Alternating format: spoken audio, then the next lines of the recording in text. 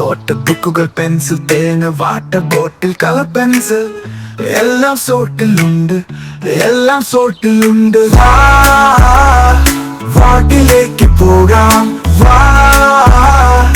വാട്ടിലേക്ക് പോകാം. പുത്തൻ കുടകൾ, ബാഗുകൾ, നോട്ട്ബുക്കുകൾ തുടങ്ങി എല്ലാം സോൾട്ടിലുണ്ട്. The salt hyper market, Chullikkal, Kochi. ഇടക്കൊച്ചിയിലെ വയോധികന്റെ മരണം കൊലപാതകം, മകൻ അറസ്റ്റ്. ഇടക്കൊച്ചിയിൽ മധ്യവയസ്കനെ മരിച്ച നിലയിൽ കണ്ടെത്തിയ സംഭവം കൊലപാതകമെന്ന് പോലീസ്.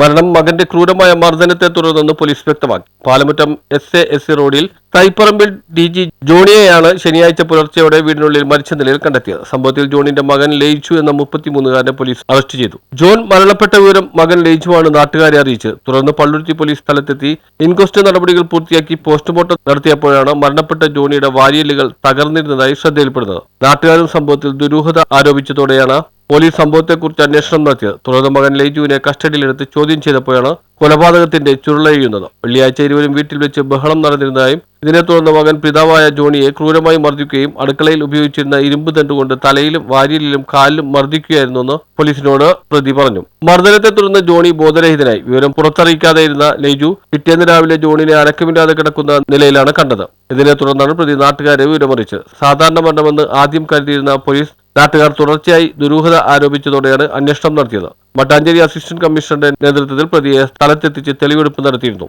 News bureau, Palluruthy.